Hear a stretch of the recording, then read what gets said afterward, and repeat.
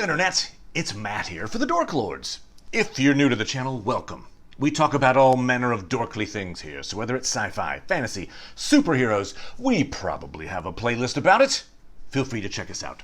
Today is another in our Dork Lord of the Rings segments. And today's topic actually came up after my video with Theron that we did about the desolation of Smaug film. And the question was, what happened to that region, Dale and Erebor, during the War of the Ring? This topic was requested by commenters Kismet Hurst, sorry if I'm mispronouncing that, Kismet, and Dale Pride, which is appropriate because today's topic concerns the Battle of Dale. The Battle of Dale Pride. No, just the Battle of Dale. Okay, so what we're going to do is, let's start by setting up the players. The most important figure in this video is Dáin Ironfoot. He was featured riding a big pig in the Battle of Five Armies film. He is arguably the greatest dwarven warrior of the Third Age. Sure, Thorin is certainly up there, but I think Dáin takes the title. I believe his nickname, Ironfoot, comes from his time as Lord of the Iron Hills.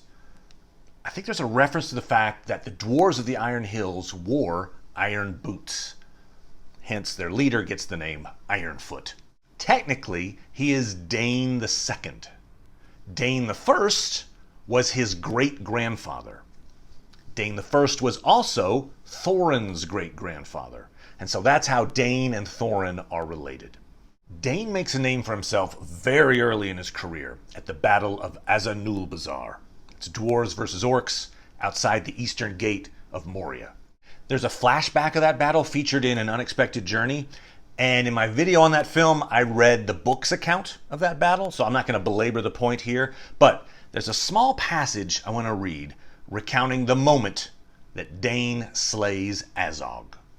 Okay, Azog has just killed Dáin's father, but Azog realizes he's losing the battle, and so he tries to escape back into Moria, but not so fast. Then Azog laughed, and he lifted up his head to let forth a great yell of triumph, but the cry died in his throat, for he saw that all his host in the valley was in a rout, and the dwarves went this way and that, slaying as they would, and those that could escape from them were flying south, shrieking as they ran. He turned and fled back towards the gate. Up the steps after him leaped a dwarf with a red axe. It was Dáin Ironfoot, Nain's son. Right before the doors, he caught Azog, and there he slew him and hewed off his head.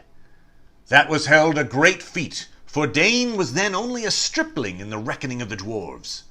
But long life and many battles lay before him, until old but unbowed, he fell at last in the War of the Ring.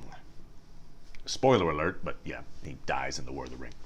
So Dáin is only 32 years old when he kills Azog in this moment, which is practically a teenager in dwarven years.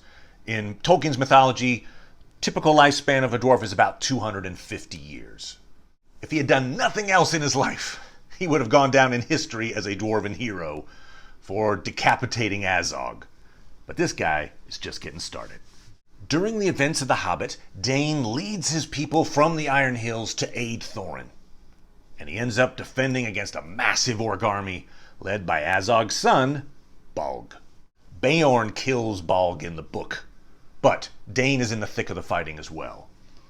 Thorin, of course, is tragically killed, and he has no heir, so Erebor is temporarily without a king. I'm going to read here the passage about Thorin's funeral from The Hobbit. They buried Thorin deep beneath the mountain, and Bard laid the Arkenstone upon his breast. There let it lie till the mountain falls, he said. May it bring good fortune to all his folk that dwell hereafter. Upon his tomb the Elven king then laid Orcrist, the elvish sword that had been taken from Thorin in captivity. It is said in songs that it gleamed ever in the dark if foes approached, and the fortress of the dwarves could not be taken by surprise. There now Dáin, son of Nain, took up his abode, and he became king under the mountain. And in time many other dwarves gathered to his throne in the ancient halls. So Dáin is now king under the mountain. And I'm sure he left the Arkenstone where it was, but there had to have been a moment or two where he was like, no, he would not have been a hero had he removed the Arkenstone from Thorin's tomb. I do like the fact that the presence of Orcrist means that Thorin's tomb is this enemy detector. That's kind of a cool image. Flash forward to the Council of Elrond. So now we're in the Fellowship of the Ring. Dáin sends Glóin and Gimli to the council with a warning for Bilbo, who he likely met at Thorin's funeral. Glóin tells the council about a messenger sent from Sauron. Then, about a year ago, a messenger came to Dáin, but not from Moria, from Mordor, a horseman in the night, who called Dáin to his gate. The Lord Sauron the Great, so he said, wished for our friendship. Rings he would give for it, such as he gave of old, and he asked urgently concerning hobbits, of what kind they were and where they dwelt. For Sauron knows, said he, that one of these was known to you on a time. At this we were greatly troubled, and we gave no answer. And then his fell voice was lowered, and he would have sweetened it if he could. As a small token only of our friendship, Sauron asks this, he said, that you should find this thief, such was his word, and get from him, willing or no, a little ring, the least of rings, that once he stole. It is but a trifle that Sauron fancies. Find it, and 3 rings that the dwarf sires possessed of old shall be returned to you, and the realm of Moria shall be yours forever. Find only news of the thief, whether he still lives and where, and you shall have great reward and lasting friendship from the Lord. Refuse, and things will not seem so well. Do you refuse? At that his breath came like the hiss of snakes, and all who stood by shuddered. But Dáin said, I say neither yea nor nay. I must consider this message and what it means under its fair cloak. Consider well, but not too long, said he. The time of my thought is my own to spend, answered Dáin. For the present, said he, and rode into the darkness.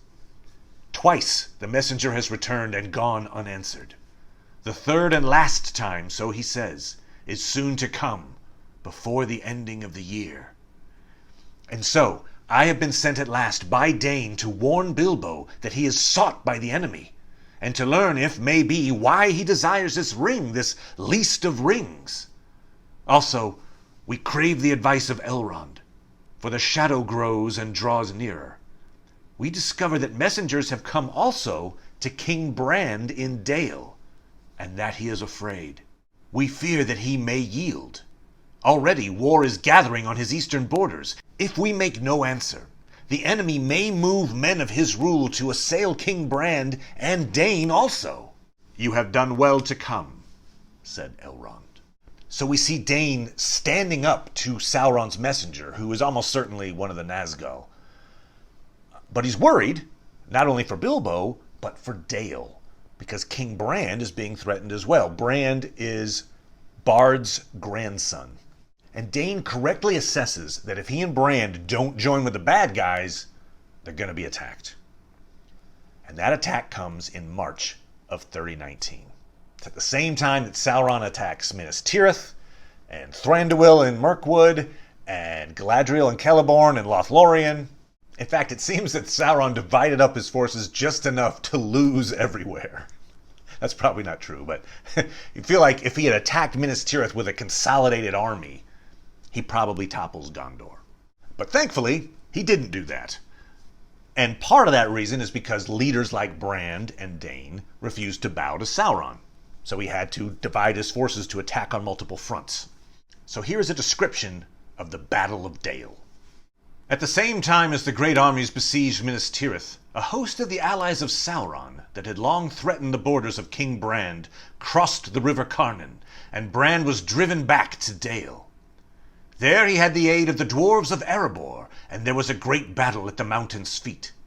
It lasted 3 days, but in the end, both King Brand and King Dáin Ironfoot were slain, and the Easterlings had the victory. But they could not take the gate, and many, both dwarves and men, took refuge in Erebor, and there withstood a siege. When news came of the great victories in the south, then Sauron's northern army was filled with dismay, and the besieged came forth and routed them, and the remnant fled into the east and troubled Dale no more.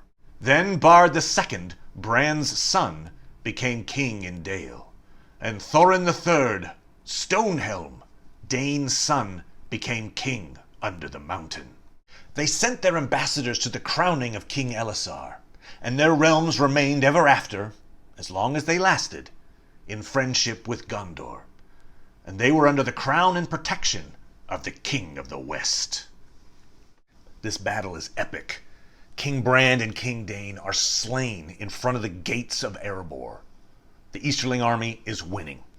The human-dwarf alliance is forced to retreat into Erebor for safety, and a 10-day siege begins. Imagine during that time, locked inside Erebor, the kings are dead. Their sons are suddenly thrust into leadership in this time of mortal crisis. And then the defenders see this besieging army start to break up, and they decide they're going to make a gambit, try to break the siege, which they do triumphantly. And who are those sons, now the new kings of Erebor and Dale? It's Thorin III and Bard II. Just like years earlier, Thorin and Bard saved the region from destruction. Now what's really fascinating is how all of these events, culminating in the Battle of Dale, would not have happened but for a random encounter between Gandalf and Thorin. We see a version of this encounter at the beginning of the Desolation of Smaug film, but here's a passage about that meeting and its impact on the history of Middle-earth. But at last there came about by chance a meeting between Gandalf and Thorin that changed all the fortunes of the House of Durin, and led to other and greater ends beside. On a time, Thorin, returning west from a journey, stayed at Bree for the night. There Gandalf was also. He was on his way to the Shire, which he had not visited for some 20 years. The story is told elsewhere of what came of that meeting, The Hobbit, of the strange plan that Gandalf made for the help of Thorin, and how Thorin and his companions set out from the Shire on the quest of the lonely mountain that came to great ends unforeseen. In that first Battle of Dale, Thorin Oakenshield was mortally wounded, and he died and was laid in a tomb under the mountain with the Arkenstone upon his breast.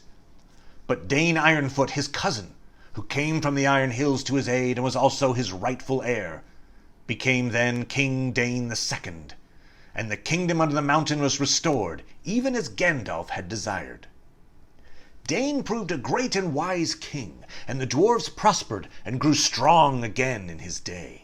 In the late summer of the same year, 2941, Gandalf had at last prevailed upon Saruman and the White Council to attack Dol Guldur, and Sauron retreated and went to Mordor, there to be secure, as he thought, from all his enemies. So it was that when the war came at last, the main assault was turned southwards. Yet even so, with his far-stretched right hand, Sauron might have done great evil in the north, if King Dáin and King Brand had not stood in his path. Even as Gandalf said afterwards to Frodo and Gimli, when they dwelt together for a time in Minas Tirith, "I grieved at the fall of Thorin," said Gandalf, "and now we hear that Dáin has fallen, fighting in Dale again, even while we fought here. I should call that a heavy loss, if it was not a wonder, rather, that at his great age he could still wield his axe as mightily as they say he did, standing over the body of King Brand before the gate of Erebor until the darkness fell. Yet things might have gone far otherwise and far worse. When you think of the great battle of the Pelennor, do not forget the battles in Dale and the valor of Durin's folk. Think of what might have been. Dragonfire and savage swords in Eriador, night in Rivendell. There might be no queen in Gondor. We might now hope to return from the victory here only to ruin and ash. But that has been averted, because I met Thorin Oakenshield one evening on the edge of spring in Bree. A chance meeting, as we say in Middle-earth. So that's got some incredible revelations in it. First, regarding the Battle of Dale. Turns out that Dáin died in front of the gates of Erebor, defending the corpse of Brand, his fallen ally. I mean, at 252 years old, he's still a force to be reckoned with. Remember, he was 32 when he decapitated Azog, and here he is at the end of his life, 252 years old, still, this warrior king. And it makes for this wonderful character arc for Dáin. His legend begins as this young warrior killing Azog outside the gate of Moria, and it ends with him as this elderly protector, dying over the body of his friend just outside the gate of Erebor. It shows the growth of his character and his importance to the dwarven people. Think about those gates. It's the gates of the two most important dwarven realms of the Third Age, and he's associated with both of them. He's just a true dwarven hero. The other revelation from that passage involves Gandalf's plan. Note how he mentions that Rivendell and Arwen, the future queen, would have been beset by dragonfire. Without the meeting with Thorin, the company doesn't liberate Erebor, hence Smaug is still there for the War of the Ring, and notably, his weakness is never observed by Bilbo. Hence, the Easterlings sweep through Dale with the help of Smaug and march on to Rivendell, where Smaug lays waste to the region. And of course, the ring never gets to Bilbo or Frodo. So these ripples through history from one very timely meeting. It's Tolkien at his best. So there you have it, the Battle of Dale. Thanks again to Kismethurst and Dale Pride for the suggestion.